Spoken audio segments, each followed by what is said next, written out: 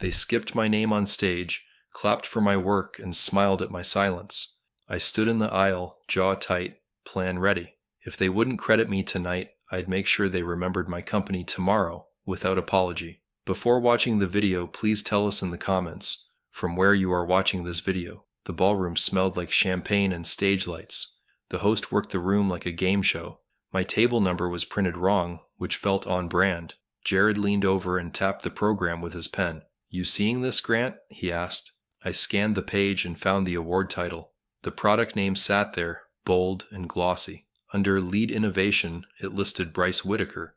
Under Partner, it listed his company. My company, Ellison Fieldworks, wasn't mentioned once. "It's a printing error," I said. Jared watched my face. "You don't believe that," he replied. The highlight reel started with our demo footage. I knew every frame by heart. I shot most of it in our shop at midnight. Bryce's voiceover said "our prototype" like he soldered it himself. The crowd laughed at the right spots. They clapped when the reel cut to the final graph. I felt my stomach settle, not rise. "Stay calm," I told myself. "Facts first, moves second." The host called the award. Bryce adjusted his tux and stood. I stayed seated until the second name. There wasn't one. Bryce strode past me without a glance. Clara Nguyen, their PR director, touched his arm at the stairs. She whispered something, smiling for cameras. "Are we invisible now?" Jared muttered. "Tonight, we're fog," I said. "Tomorrow, we're concrete." Bryce accepted the trophy and thanked our brilliant team. He thanked supportive partners, then paused. He did not say Ellison Fieldworks. He didn't say my name. My hands didn't shake. I've had worse mornings in county court filing forms. Bryce posed with the MC as flashes popped. I looked at the lower corner of the stage.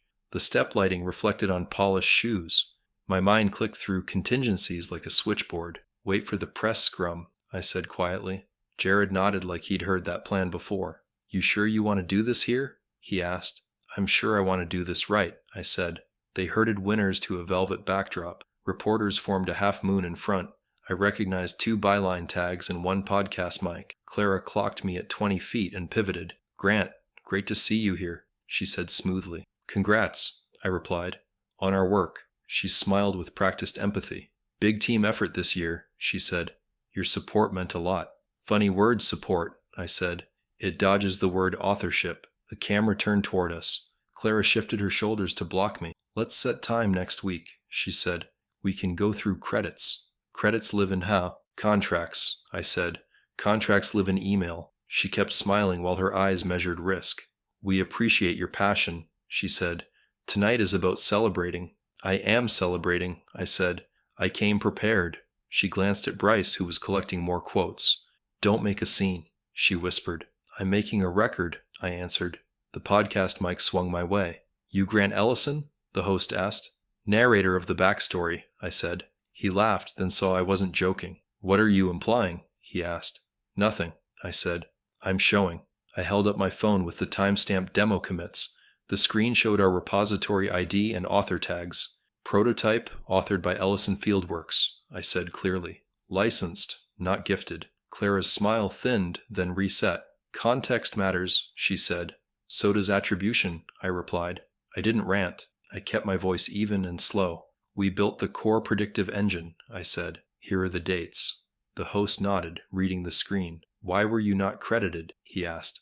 "Ask the people on stage," I said. "Ask who signed the addendum." Bryce stepped closer, trophy tucked under one arm. "Grant, let's take this offline," he said. "We value our partners." "Then say my company's name," I replied. "On camera, right now." He measured the room in one sweep. Phones were up, recording casually, like tourists. "Of course," he said, voice smooth as glass. "We're grateful to all contributors." "Names," I said. "Say them." He hesitated, then tried a pivot. "The innovation community makes this possible." "Names," I repeated, calm as a bench clerk. "Say Ellison Fieldworks." The silence lasted 2 beats too long. Reporters felt it and leaned in. Bryce lifted his chin and waited for rescue that didn't come. Jared stepped beside me, like we rehearsed it. He wasn't dramatic, he was logistics. He held a small stack of printed one-pagers. "Fact sheet," he told the nearest reporter. "Contract excerpt on page 2. Clara moved faster, intercepting with glossy media kits. "Take ours," she urged. "It has the full story." The reporter took both. I like pages with signatures, he said. Bryce smiled at me like we were partners again. You're hurting yourself, he murmured. I'm protecting my company, I said. The house band started a filler song, bright and forgettable. It couldn't drown the small questions now spreading like rain. I stepped back to the aisle and let the cameras swing away. I didn't need a brawl or a speech. I needed daylight and documents. We're done for tonight, I told Jared. We hold the next move. He nodded and pocketed his copy stack. The van is out back, he said. Timing still midnight? Midnight, I confirmed. They like surprises. I like schedules. On my way out, I passed the trophy table. A volunteer polished fingerprints from spare bases. She looked up, curious, not hostile. Good night, she said softly. You too, I said. My voice didn't shake. Outside, the night carried that dry Electric City wind. I could see the venue screens reflecting the award graphic. It used the product name I registered 2 years ago. They could dim my name inside. They couldn't dim the record outside. I texted Lena Ortiz with a 3-line note. She didn't need fluff. She wanted timestamps. Ceremony snub occurred. Docs ready. Midnight asset drop. Her reply landed before the crosswalk changed. I'll watch, she wrote. Send link when live. I slid the phone away and breathed once. Steady. I pictured the billboard we had reserved across the street. Not dramatic, just factual. A QR code, a title, and our logo in sober white. No speeches, no rants, no threats, just receipts and a clean trail. I had learned that tone beats volume in rooms like this. They could dismiss anger as ego. They couldn't dismiss clocks and signatures. That was the plan, and I liked plans that survived daylight. Somewhere behind me, the applause rose again. It sounded smaller than before. The ballroom was history by morning, just another rented echo. I sat in my office with black coffee and quiet. Jared had already printed the overnight coverage. 3 headlines mentioned the product. None mentioned Ellison Fieldworks. They moved fast, he said. Their PR team must have slept on this. I nodded. They were already ready, I said. They've been practicing omission for months. 2 years earlier, the deal looked like partnership, not ownership. I'd been working from my garage with 3 engineers and 1 rented server. We built a predictive engine for logistics routes, boring to most, essential to shipping companies. When Bryce's firm, Silverhawk Systems, approached us, they called it a joint venture. I still remember his first pitch. We have scale, he said. You have brains. Let's meet in the middle. Sounded fair. It wasn't. At first, the collaboration worked. His team handled clients and capital. We handled code and testing. The split was simple. 50-50 on profit, shared branding on product. The documents used those words exactly. Co-branded initiative. It felt like progress. We even built the first beta version in their downtown lab, with Silverhawk's logo beside ours on the glass door. For months, that door meant something. Bryce knew how to talk to people who wrote checks. He had a way of making them feel like part of something inevitable. Disruption, he'd say. Automation with integrity. I said less. I showed numbers. He handled dinners. I handled deadlines. I didn't care about stage lights. I cared about lines of code that worked. That's why the betrayal stung more. I never competed for attention. I just assumed credit followed work. By the second quarter, we had a working prototype ready for pilot testing. 1 client signed, then 2 more. Money started moving, and the contract got heavier. Bryce's lawyers wanted a clarified scope. It sounded harmless. Jared read it twice and frowned. They're moving your logo to the appendix, he said. I told him to flag it. He did, but the change still went through during the renewal phase. I didn't push back enough. I thought we were friends. I thought trust still counted in business. Clara, the PR director, joined calls after that. She was sharp and careful. She never lied directly. She just redirected. For consistency, she'd say, we're going to streamline the messaging. Streamline meant erase. She even sent new press templates without our company name. This is temporary, Bryce assured me. We'll add you back before launch. He said it like a favor. I accepted it like a promise. The launch happened 6 months later. The logo on the product site was theirs alone. My company name appeared in microscopic type at the bottom. Technical support provided by Ellison Fieldworks. It read like a subcontractor, not a partner. They're boxing us out, Jared said. Slowly, politely, permanently. I didn't argue. I just started saving emails, calendar invites, and contract drafts. Not out of paranoia, out of habit. Documentation keeps stories honest. The beta clients didn't care who built it. They cared that it worked. That's what saved us. When one of them called for custom integration Bryce's team couldn't deliver, they routed the request to me. We'll handle it directly, I said. That call turned into a retainer. I learned something that week. Control isn't in the credits, it's in the code. The people who can fix things still have leverage. By that fall, Bryce had started showing up at conferences alone. He'd reference our engineers, plural, without naming any. The first time I saw him do it on video, I felt anger, not surprise. He's polishing the rewrite, Jared said. We're the preface now. Not for long, I told him. I wasn't interested in revenge yet, just clarity. We pulled the licensing terms, and I found one clause that mattered more than any insult. Ownership attribution required acknowledgement in all marketing materials where the product name appears. The word required wasn't optional. They'd violated that in plain sight. It wasn't emotional anymore. It was contractual. I started thinking like a builder again. Plan, structure, result. That's when the ceremony invitation arrived. It came from Silverhawk's events office, not directly from Bryce. Join us in celebrating innovation, it said. My name was spelled right that time. I told Jared we were going. Why? He asked. Because they think we won't, I said. Sometimes showing up is strategy. We booked 2 seats at the back, right near the exit. I didn't plan drama. I planned record keeping. I brought my phone, my files, and 1 USB with our prototype code history. Jared brought physical copies, time-stamped. He's old school that way. I didn't know how the night would unfold. I only knew it would be documented. Looking back, that's where the shift started. The betrayal wasn't just personal, it was professional. The quiet rewriting of who built what. And I learned that the only way to rewrite a rewrite is with proof. Proof beats performance every time. Bryce had charm, I had evidence. I just needed the right audience. The right audience arrived after the ceremony. By then, the cameras had seen enough to start asking questions. A journalist wants conflict, but what they respect is clarity. That's what I'd bring them next. Not outrage, not accusation, just clean data and calm voice. That's all it takes to make the truth travel. The contract revision came through on a Friday morning, slipped in an email chain between billing updates and scheduling notes. I remember because it looked routine, same subject line, same polite tone. Please review for continuity, the paralegal wrote. Continuity. That word would cost months of credit and nearly ruin my company's identity. I forwarded it to Jared. Quick eyes on this? I typed. 10 minutes later, he called instead of replying. They buried something, he said. Clause 6. They swapped joint development with support services. That flips ownership. I opened it again. Slow this time. He was right.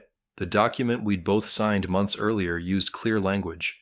Ellison Fieldworks retains co-ownership of the product and all derivative work. The new one said Silverhawk Systems retains full ownership of the product and its deliverables, with support services provided by Ellison Fieldworks. One word, support, and years of labor slid sideways. I called Bryce immediately. He answered like a man expecting a compliment. Grant, morning. You see the updates? I did, I said. They're not updates, they're replacements. He chuckled softly. It's just legal housekeeping. Makes the lawyers happy. It also transfers ownership, I said. You're aware of that? His voice stayed calm. It's just structure, man. No one's taking anything from you. You still get your cut. I leaned back, staring at the screen. Credit isn't a cut, I said. It's identity. He sighed. Let's not get sentimental. We set a call that afternoon. Bryce brought Clara, the PR director, and one attorney from his side. I brought Jared. Their video backgrounds were staged. Bookshelves, awards, plants. Mine was a whiteboard full of code architecture. The tone was polite at first. Then Bryce's attorney took over. The intent, he said, is to simplify representation. Ellison Fieldworks will remain a key vendor. I cut in. Vendor? He nodded. Yes, that's the most accurate classification. We're co-authors, I said. The first prototype line was written under a 50-50 agreement. He adjusted his glasses. That document is superseded. Jared pulled up the timestamp signature page. Not without written consent, he said. The attorney gave a practiced half smile. We consider this email thread to represent implied consent, given continued collaboration. We didn't consent, Jared said flatly. Bryce stepped in again, all smooth edges. Grant, this is just bureaucracy. The product speaks for itself. So does the contract, I said. And right now, it's saying something new. He shrugged. You'll still be part of it, just not publicly. That last line stayed in my head all weekend, not publicly. It wasn't an accident, it was a test to see how much silence they could buy. Monday morning, Clara sent a revised press release draft. The language was clean and cold. Silverhawk Systems is proud to announce its new proprietary logistics platform. Proprietary. That word wasn't in any version we'd approved. I highlighted it, commented, and sent it back. She replied one line, approved by leadership. That's when I started documenting everything. I built a digital folder labeled Continuity. Inside, I stored every version of every file, contracts, meeting notes, builds, emails, all with timestamps. I even recorded a few calls with consent disclaimers visible in the chat. I wasn't preparing for war. I was building a record of reality. You think this will hold up? Jared asked one night as we backed up files to an external drive. Facts usually do, I said. Weeks passed and the project moved ahead. We delivered updates, patches, and debugging reports. Silverhawk sent payments on time, but the memo lines changed from joint project invoice to technical support fee. Subtle, but deliberate. They're setting precedent, Jared said, rewriting the story line by line. He wasn't wrong. Every small change stacked toward their version of truth. They didn't erase us in one strike. They starved us out of visibility. One afternoon, Clara called unexpectedly. Hey Grant, she began, voice light. We're finalizing award submissions and want to confirm your title. I paused. My title? Yeah. Would you prefer consultant or vendor liaison? I almost laughed. Neither, I said. Try co-founder and developer of the core engine. Silence hung on the line. That might confuse people, she said finally. Let's stay consistent with our messaging. Your messaging, I corrected. Not ours. That evening, I pulled out the original paper contract. I'd framed it months earlier, back when it felt like a partnership. I read it line by line. No ambiguity. Co-ownership. Credit required in all public materials. Termination only by mutual written consent. They had broken every piece of it. The mistake was mine, assuming handshake loyalty still meant something. I decided to stop assuming and start planning. Jared and I met at a diner halfway between our houses. We sat in a corner booth with 2 black coffees and a legal pad. We could sue, he said quietly. We could, I said, but lawsuits eat time. They'd bury us in process. Then what? We build something louder, I said. Not noise, proof. He nodded slowly. You want exposure. I want correction, I said. Exposure is just the path. We mapped every possible move. Who to contact, what to release, when to publish. No leaks, no rumors, just documented facts in public view. You're planning a counter launch, Jared said. I'm planning clarity, I answered. If they want to own the story, they can share the truth. That night I emailed a lawyer, just one I trusted from a prior project. I didn't ask for litigation, I asked for guidance. She replied within an hour. If your documentation is solid, you control the narrative. Just don't bluff. That became the rule. No bluffing, no empty threats. Every move had to be verifiable. I built the plan the way I built software, one module at a time. Proof, timing, visibility. Bryce had taken the stage. I'd take the record. When the time came, I'd make sure the facts outshone the spotlight. By the time the next award cycle came around, I was ready. I knew they'd stand on that stage again, smiling for cameras. Only this time, their product name would lead directly back to the company they erased. Mine, Ellison Fieldworks. And the correction would unfold in real time, not courtroom time. Facts travel faster than filings. Fighting with facts didn't sound heroic. It sounded slow, deliberate, and exhausting. But that's what I had left. The night after the call with Bryce's team, I sat at my desk staring at folders of data. Proof meant nothing if it stayed buried. I didn't want a war of words. I wanted truth that could stand alone, even without me explaining it. Jared came by with takeout and a hard drive. You sure you want to go through this route? He asked, dropping the bag on my desk. There's no drama in data. That's the point, I said. Drama dies fast. Facts live longer. He nodded, chewing quietly. We worked through the files until midnight. Contracts, payment records, version logs, and video clips of early development. I made a separate folder labeled External. That one would be public one day. By morning, I had a plan sketched on paper. Step 1, verify everything. Step 2, authenticate authorship. Step 3, Time the reveal. No leaks, no rumors, I told Jared. We're not fighting them, we're showing them. He smirked. Cold revenge, he said. Just evidence and timing. Exactly, I said. If they win the spotlight, we'll win the record. I started calling old clients quietly, not to gossip, to confirm who they'd signed contracts with. Every one of them said Silverhawk. Never heard of Ellison Fieldworks, one said. I didn't correct her. I just took notes. That was step 4. Understand how deep the rewrite went. I sent a message to my lawyer, Marla Kent. She specialized in tech licensing disputes. I'm not suing, I told her. Not yet. I just need the framework tight. She laughed. Most people start with Fury. You're starting with architecture. That's how I think, I said. Can you review the clause violation? She did. Fast. You've got them, she said. Breach of attribution, maybe misrepresentation if it went public. But it's not about proving right. It's about proving clean. Clean, I repeated. I can do clean. Next, I bought a domain, ellisonfieldworks.com, and built a simple landing page. No colors, no slogans, just the truth. Our registration date, the original prototype summary, patent reference numbers, and build history screenshots. Nothing emotional, just timestamps and authorship lines. Jared stared at it. No headline? He asked. Headlines are for PR, I said. This is for records. Over the next week, we compiled a timeline. Every milestone, every commit, every email exchange. I cross-checked the metadata so it couldn't be disputed. We even found the initial message where Bryce wrote, Grant, your engine is the backbone. That line alone was worth gold. Jared printed it and pinned it to the corkboard like a trophy. Clara emailed me midweek. Hey Grant, Bryce wanted to extend an invitation to the next investor roundtable. Great exposure for your team. It sounded generous, but I could see the setup. Appreciate it, I wrote back. Will attend if Ellison Fieldworks is listed as partner on the invite. No response. That silence told me everything. They wanted proximity, not equality. That night, I walked through the office. A small rented space with concrete floors and half-finished projects. My engineers had moved on to other gigs. The air smelled like solder and dust. I thought about how easily your name could vanish even when your fingerprints were on everything. It wasn't self-pity. It was observation. If I didn't control the record, someone else would rewrite it again. Marla called again Friday. You still planning to go public? She asked. Not yet, I said. Soon. Keep it factual, she warned. No adjectives, no accusations, just verification? That's the plan, I said. She paused. You sound calm. That worries me. I'm focused, I said. Anger wastes precision.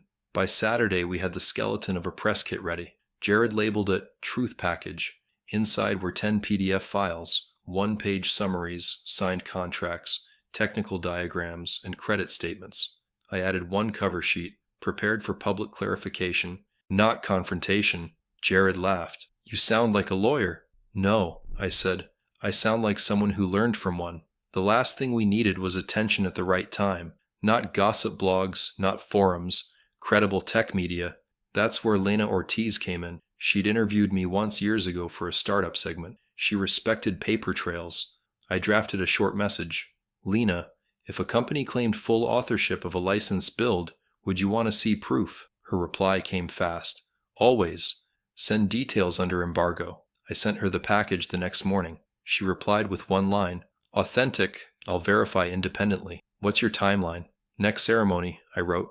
They like applause. I like documentation. She just sent a thumbs up emoji. Jared looked at me. You really think this will make them admit it? Maybe not, I said. But it'll make everyone else know. You're betting on exposure. I'm betting on memory, I said. They forgot my name once. I'll make it impossible to forget the companies. I closed the laptop and leaned back. The plan wasn't about revenge anymore. It was restoration. Facts don't shout, but they echo, and echoes last longer than applause. Monday began like paperwork, quiet, gray, necessary. I woke before dawn, poured coffee, and opened the Truth Package folder. Every file felt heavier than it should. Proof has weight when you know someone plans to ignore it. At 8, Marla called. You ready for your hour? She asked. She meant the meeting. 60 minutes of cold legality. Ready, I said. Her office was on the 13th floor downtown. All glass and calm lighting. No small talk, no ego. That's why I trusted her. She motioned to the chair. Let's get it right, she said. She read every page while I sat still, hands flat on my knees. Her pen scratched margins, leaving clean notes. Timeline solid, intentional omission, breach by marketing usage. After 40 minutes, she looked up. They've crossed the line in at least 3 areas, she said. Attribution, licensing term modification, and commercial misrepresentation. You have leverage, not a lawsuit. Leverage how? I asked. Through exposure, she said. You can't win a courtroom without money, but you can win credibility. Send it to press carefully. No threats, no adjectives, just facts and supporting documents. That's already the plan, I said. She smiled slightly. Then you're already ahead of most people. Jared met me outside with his usual blunt tone. So? She say we can burn them down? No burning, I said. Just sunlight. We stopped by the car, leaned against the hood, and mapped the next steps. We dropped the files before the ceremony, I said. Exactly 1 hour before. You sure about that timing? Yeah. They'll be live on stage while the story hits. The feed. We drove back to the office. Jared's laptop sat on the main table, open to our shared drive. Every timestamp triple-checked? I asked. Every one, he said. Even got external hash verification. No one can claim edits. Good, I said. Then we're past theory. I opened the folder one last time, scanning file names. Contract V1 signed .pdf, addendum modification.pdf, ownership clause, email.pdf, demo build metadata, txt, client confirmation notes.pdf. It looks simple. Simplicity makes truth harder to spin. Around lunch, Lena Ortiz called. Hey Grant, she said. I've verified the repo timestamps in your signature trail. It checks out.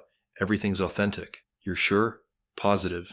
Even your Slack exports line up with the test dates. She paused. You realize this could make waves.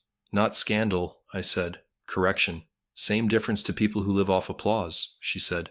Send me your official statement. Statement? Just one line. How you want to be quoted. I thought for a moment, then said, We built the foundation they stood on. That's not accusation, it's fact. She liked that. Clean, she said. I'll schedule for release. That evening, Jared and I went over logistics again. He handled cloud sync and redundancy. I handled messaging. QR code still good? I asked. Tested it 5 times, he said. Leads straight to the documentation portal. Loads in 2 seconds. I smiled. Perfect. They'll see it before they can spin it. The only moment I hesitated was when Bryce texted me out of nowhere. Heard from a reporter. We need to talk. I stared at the message for a full minute, then typed back, You had months to talk. Now you'll read. He didn't reply. That silence was worth more than any apology. Marla called one more time that night. Grant, a heads up. Once you go public, they'll call your motives revenge. Don't defend emotions. Defend evidence. Understood, I said. One more thing, she added. Once this hits, your phone won't stop ringing. Stay factual, not loud.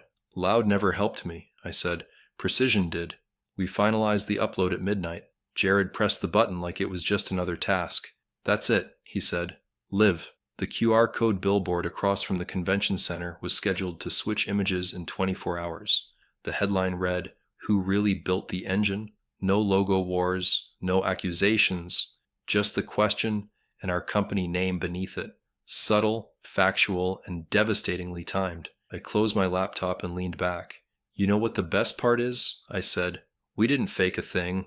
Jared grinned. No need. Truth has better graphics. We laughed quietly, the kind of laugh that comes after months of restraint. Get some sleep, I said. Tomorrow we stop being invisible. When I finally went to bed, I wasn't angry anymore. Just clear. Bryce had his trophies. I had the truth. In the long run, that balance was enough. Truth doesn't need applause, just daylight. The press kit wasn't supposed to be explosive. It was supposed to be undeniable. That was the entire point. Bryce had built his image on flash, applause, and camera smiles. I built mine on version logs and signatures. 2 different currencies. One burned fast, the other lasted forever. The next morning, Jared and I were back in the office by 6. The city was still gray outside the windows, quiet except for trucks unloading across the street. I handed him coffee. Final audit, I said. No errors, no misspellings, no weak spots. He nodded, booted his laptop, and opened the drive. We went through each file one more time like we were defusing a bomb. The press kit sat inside a single folder, Ellison Fieldworks docpress.zip. Inside were 10 documents, clean, factual, timestamped. The cover file was a one-page summary written in plain English. Ellison Fieldworks co-developed and owns the predictive routing engine, licensed to Silverhawk Systems under joint branding terms signed March 12, 2021. The company's name has been omitted from public credit since June 2023 in breach of attribution requirements. That was it. No adjectives, no emotion, just the record. Lena called around 8. I've read it twice, she said. You're giving them no room to spin. That's the goal, I said. When do you publish? Tomorrow morning, she replied. 8 a.m. sharp, timed with the awards feed. My editors confirmed. I exhaled slowly. Good. Let them announce themselves into context. By noon, I'd received 3 calls from unknown numbers.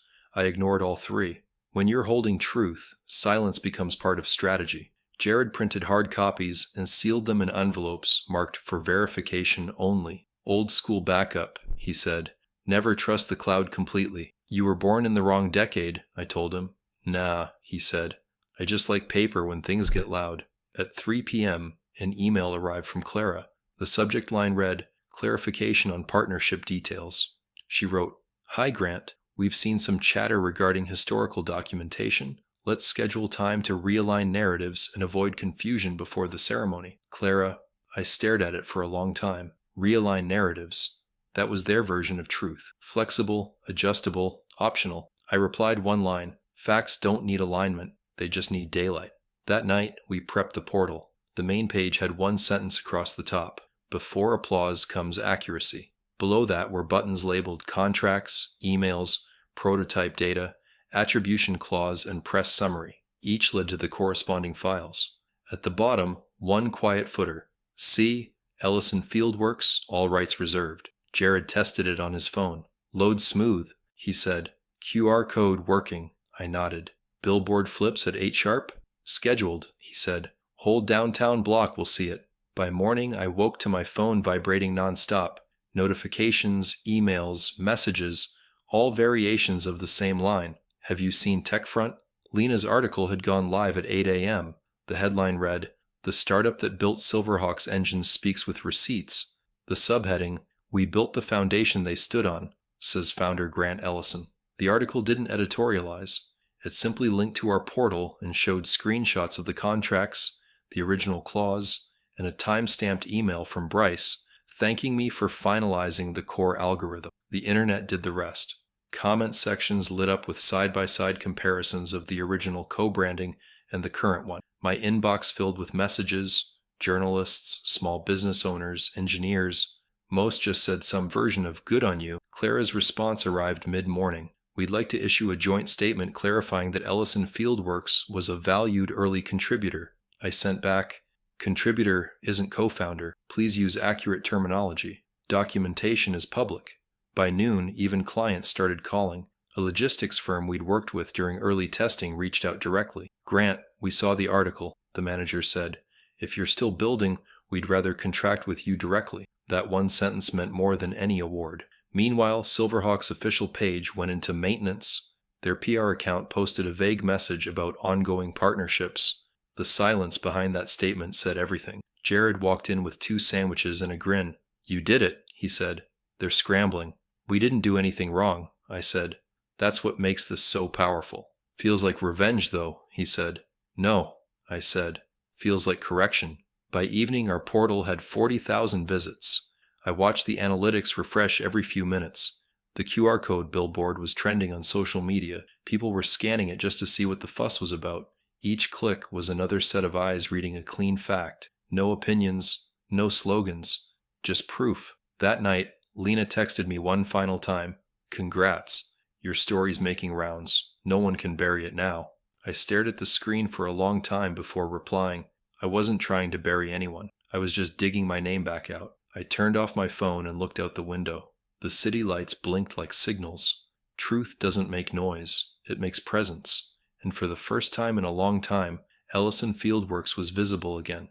The press kit wasn't supposed to be explosive. It was supposed to be undeniable. That was the entire point.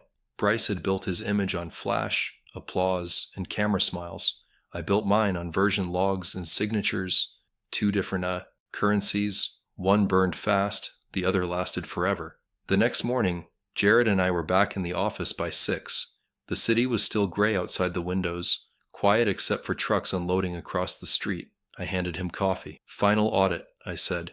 No errors, no misspellings, no weak spots. He nodded, booted his laptop, and opened the drive. We went through each file one more time like we were defusing a bomb. The press kit sat inside a single folder. Ellison Fieldworks press.zip. Inside were 10 documents, clean, factual, time-stamped. The cover file was a one-page summary written in plain English. Ellison Fieldworks co-developed and owns the predictive routing engine, licensed to Silverhawk Systems under joint branding terms signed March 12, 2021. The company's name has been omitted from public credits since June 2023 in breach of attribution requirements. That was it. No adjectives, no emotion, just the record. Lena called around 8. I've read it twice, she said. You're giving them no room to spin. That's the goal, I said. When do you publish? Tomorrow morning, she replied. 8 a.m. sharp, timed with the awards feed. My editors confirmed. I exhaled slowly. Good. Let them announce themselves into context. By noon, I'd received 3 calls from unknown numbers. I ignored all 3. When you're holding truth, silence becomes part of strategy. Jared printed hard copies and sealed them in envelopes marked for verification only. Old school backup, he said. Never trust the cloud completely. You were born in the wrong decade, I told him. Nah, he said. I just like paper when things get loud. At 3 p.m., an email arrived from Clara. The subject line read, Clarification on partnership details. She wrote, Hi Grant, we've seen some chatter regarding historical documentation. Let's schedule time to realign narratives and avoid confusion before the ceremony. Clara, I stared at it for a long time. Realign narratives. That was their version of truth. Flexible, adjustable, optional. I replied one line. Facts don't need alignment. They just need daylight. That night, we prepped the portal. The main page had one sentence across the top. Before applause comes accuracy. Below that were buttons labeled contracts, emails, prototype data, attribution clause, and press summary. Each led to the corresponding files. At the bottom, one quiet footer. C. Ellison Fieldworks, all rights reserved. Jared tested it on his phone. Load smooth, he said. QR code working. I nodded. Billboard flips at 8 sharp? Scheduled, he said. Whole downtown block will see it. By morning, I woke to my phone vibrating nonstop. Notifications, emails, messages, all variations of the same line. Have you seen TechFront? Lena's article had gone live at 8 a.m. The headline read, The Startup That Built Silverhawks. Engine Speaks with Receipts.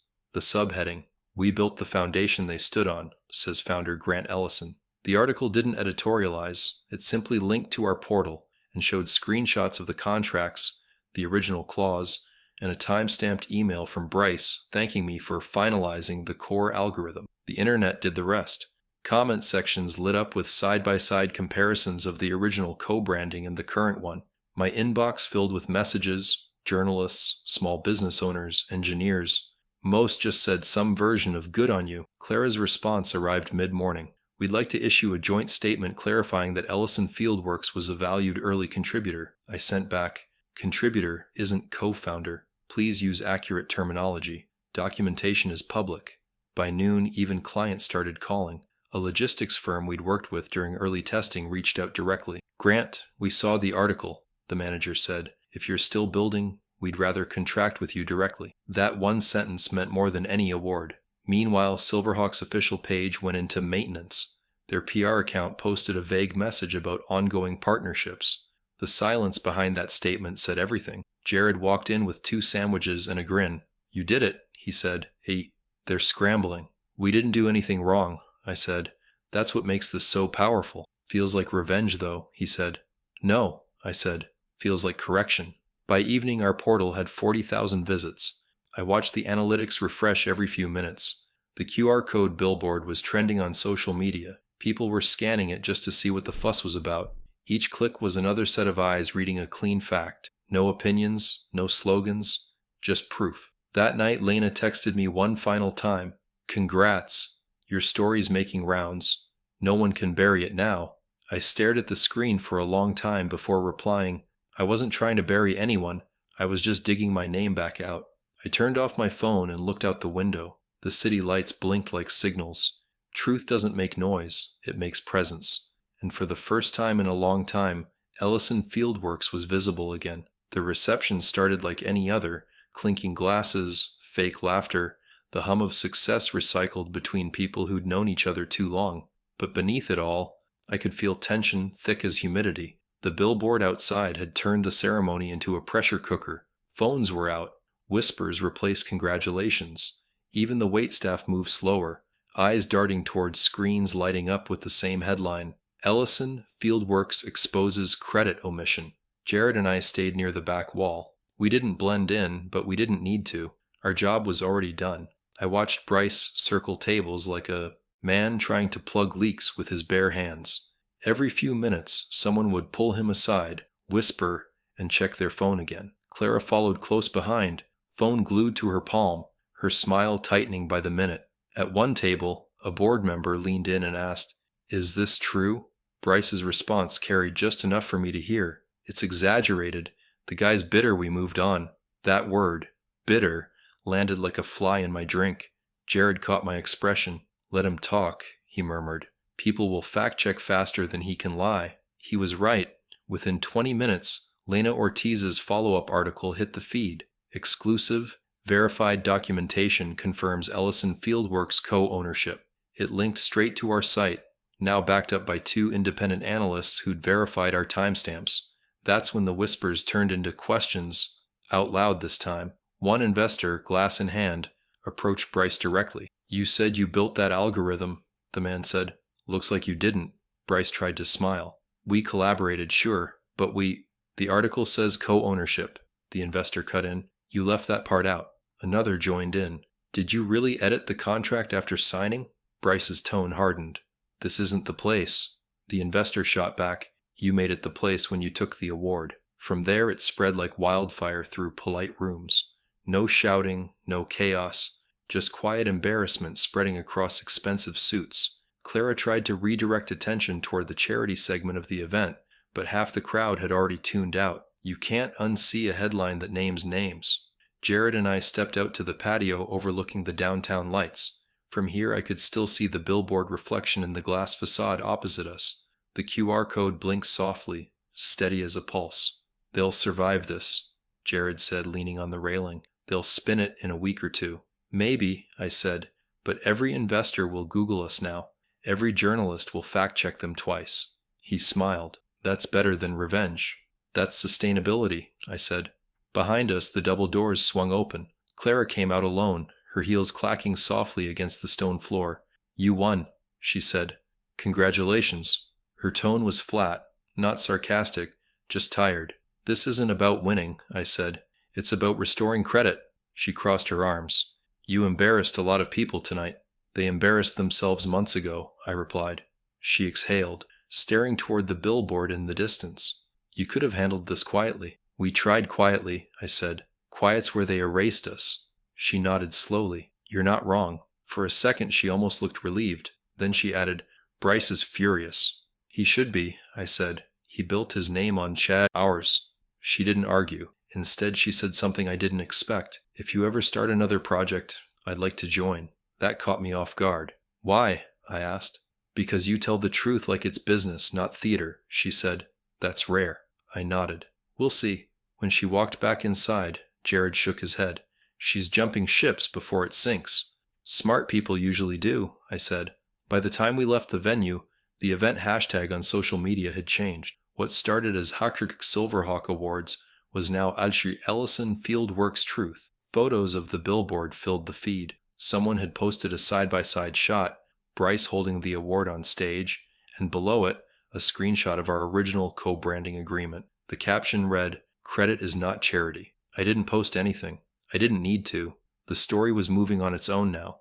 In less than 6 hours, the version of reality Bryce built had cracked wide open, and unlike his, mine had receipts holding it together. When I got home, the office inbox was full. 2 new client inquiries, 1 collaboration proposal, 1 message from a small tech firm that said, "We've been where you are. Respect." I read them all quietly, then closed my laptop. For the first time in months, I slept without rehearsing defenses in my head. I didn't dream about confrontation or awards or crowds. I just dreamed about silence, the kind that comes when truth finally speaks for itself. The next morning, the front page of TechFront updated again. A short statement from Silverhawk read, "We recognize Ellison Fieldworks as a valued co-developer of our logistics platform. We are reviewing prior materials to ensure all parties receive proper credit. No apology, no emotion, just admission, forced, factual, public."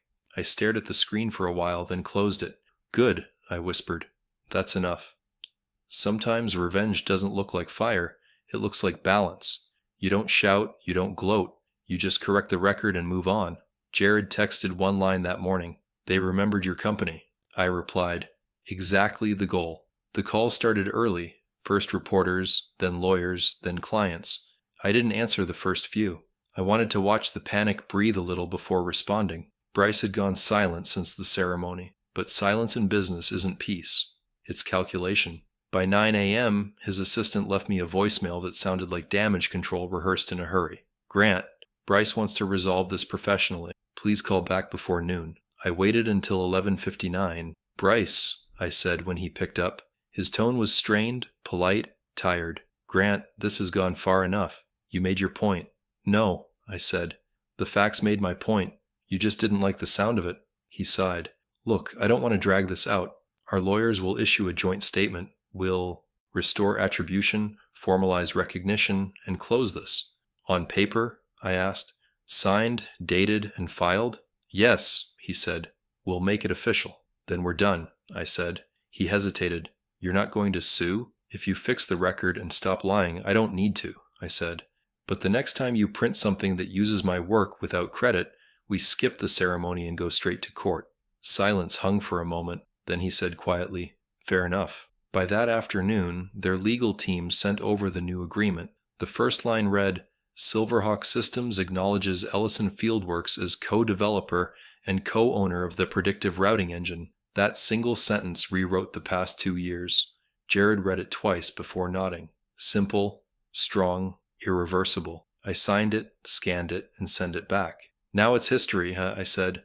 An hour later, a journalist called from TechFront. "Grant, we're publishing a follow-up." Bryce admitted to the breach and issued public correction. "How do you feel?"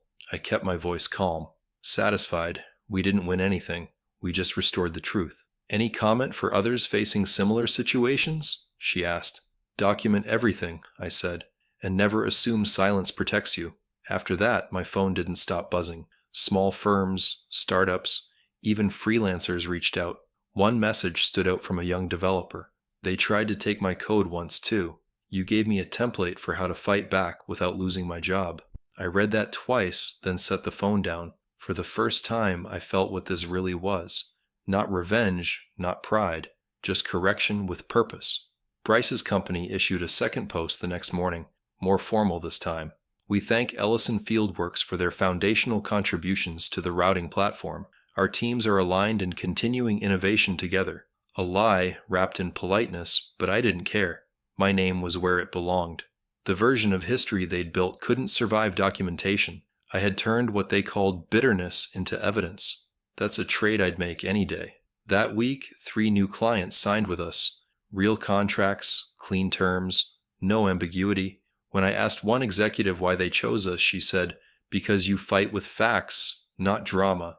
We need that kind of honesty." I laughed. "You'll get more spreadsheets than speeches here." She smiled. "That's what we pay for." Clara called one evening, not as PR, just as herself. "You held your ground," she said. "It worked." "It shouldn't have to come to that," I said. "But yeah, it did." "You ever regret not staying quiet?" "No," I said. "Silence is an invoice no one pays." She chuckled softly. "You might be the only person I've met who treats revenge like an audit." "That's because it was one," I said. The weeks that followed were steady. The storm faded. The article aged into reference, not gossip. Whenever people searched Silverhawk's product, our company name appeared beside it. The internet has a short memory for noise, but a long one for facts. That's what I'd counted on. One night, I walked past that same intersection downtown. The billboard contract had expired, but the frame was still there, dark and empty. For a second, I saw the ghost of that old phrase, "Who really built the engine?" Then it was gone, replaced by a car ad. Jared joined me holding 2 coffees. Miss the spotlight? He asked. No, I said. I like being visible without being loud. He nodded. You think Bryce learned anything? Maybe, I said. But learning's optional. Remembering isn't. Back at the office, I updated our internal motto on the wall. Build quietly, protect loudly. It wasn't a slogan, it was experience carved into policy. Every new hire would read it their first day. That night, I sent Lena a final message. Thanks for printing proof without sensationalism. She replied, thanks for giving me something that didn't need adjectives. I shut off the lights and looked around the space we'd built. Plain desks, humming servers, the smell of steel and effort. No trophies, no applause, no stage lights, just clean work and the satisfaction of a name restored. Some people chase revenge to hurt others. I chased truth to heal what they tried to erase. That difference mattered more than any award they'd ever hand out. The next morning, our website banner went live with one new line beneath the logo, Ellison Fieldworks, the company they forgot until they couldn't. The noise faded faster than I expected. 2 weeks after the public correction, the online chatter slowed to a murmur, then silence. What stayed wasn't gossip, it was reputation. Ellison Fieldworks wasn't the forgotten subcontractor anymore. It was a name that meant something. The office felt different, quieter but heavier in a good way. We'd earned gravity. Jared was on the phone more than usual. New inquiries, potential hires, even 2 universities asking about collaboration. I watched him from my desk. Same old flannel, same old calm. Feels weird, he said one morning. After years of chasing credit, people are now chasing us. I smiled. That's the thing about truth. It takes a while to load, but once it's live, it doesn't crash. The lawyers finished the paperwork. The clause Bryce changed midstream was back in its original form, signed by both sides, notarized. I filed it in a drawer labeled completed right above proof. Not revenge, just record keeping. I saw Bryce once more by accident, a logistics conference downtown. I was there to speak on intellectual property. Ironic, I know. He was across the hall talking to a small crowd. When he saw me, he paused, then gave a polite nod. No anger, no fake charm, just acknowledgement. I returned the nod and kept walking. That was enough. After my session, a few younger founders came up. One asked, "How do you stay calm when someone takes credit for your work?" I told him the truth. You don't. You just channel it. Anger burns fast. Documentation lasts. They laughed, but I meant it. At home, I started spending more time off screens. Walks, simple meals, quiet nights.